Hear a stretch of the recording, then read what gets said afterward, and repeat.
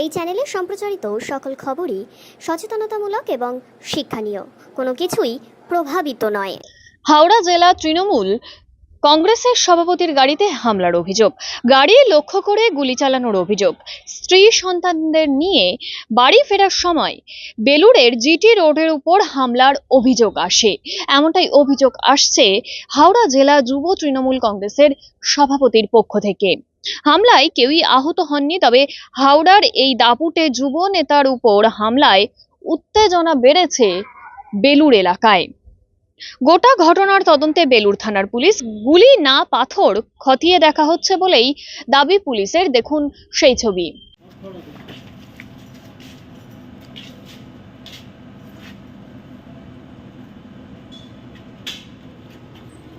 এখানে এদিক দিয়ে এসেছিল, পেরিয়ে ক্রস করছে, গাড়ি স্পিডে ছিল, এখানেই বসেছিলাম আমি।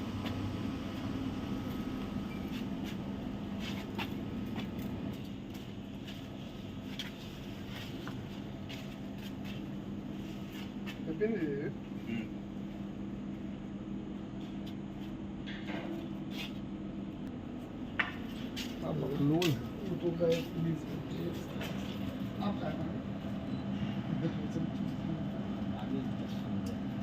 आप चूती है, आपका है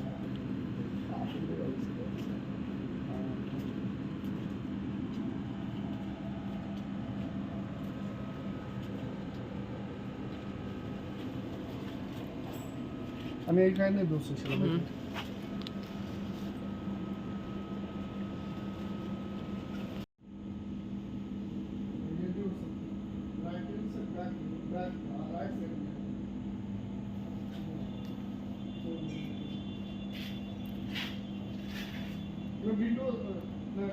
ওই আজকে আমি ফিরছিলাম কালীঘাট থেকে, মন্দিরে গেছিলাম ফ্যামিলিকে নিয়ে। তারপরে যখন ওই 0 মাইলস এবং গুপ্তা জুয়েলার্স এই মাঝখানে প্রায় 10:30 বাজে, তখন গাড়িটার ডান দিক থেকে একটা সাউন্ড হলো ধুম করে, মেবি মানে কিছু লাগলো গাড়িতে। এবং তারপর আমার ড্রাইভার একটু এগিয়ে গিয়ে গাড়ি দাঁড় করিয়েছে, দেখছি গাড়িতে পুরো একদম কাঁচ একদম ছেদ করে, মেবি গুলি চালানোর মতন বা কিছু অন্য হতে পারে, জানি না, সেইটা আছে। ফ্যামিলি ছিল, তারপরে সঙ্গে সঙ্গে পুলিশকে খবর দিয়েছে এবং ফ্যামিলি আমরা গাড়ি নিয়ে চলে এসেছি বাড়িতে। আমার লাগছে কিছু মেবি হামলা টিভিতে মেবি দেখা গেছে যে আননোন পার্সন কিছু দাঁড়িয়েছিল 2-3 জন। এখন কে আছে না আছে পুলিশকে বলেছি, তদন্ত হচ্ছে এবং যারাই থাকুক পুলিশকে বলেছি অ্যাকশান নিতে। কেন আমার 3 বছরের মেয়ে ছিল, ওয়াইফ ছিল, আমার ছোটো ভাইয়ের ওয়াইফ ছিল, ফুল ফ্যামিলি আমরা ছিলাম।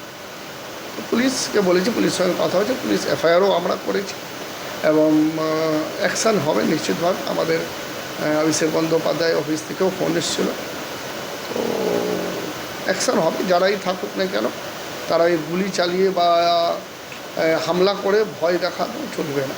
আমরা অভিষেক ব্যানার্জি সৈনিক, রাস্তায় আছি, ঘাটে রাস্তায় থাকবো, লড়াইয়ে থাকবো, আন্দোলনে থাকবো। মেবি লাগছে, এখন কি আছে সেটা আমি তো মানে 100% সঠিক বলতে পারবো না কি হয়েছে, কিন্তু মেবি এরকমই কিছু হয়েছে, গুলি চালিয়েছে, গুলি চালিয়ে ক্রস পালিয়ে গেছে, এরকম হয়েছে। চাইছি মানে পুলিশ, আমাদের হাওড়া সিটি পুলিশ খুব ভালো কাজ করে এবং নিশ্চিতভাবে যারাই হোক না কেন, যেই হোক না কেন, তাকে বের করতে হবে। তাকে বের করলে সন্তুষ্ট বের করতে হবে, এটা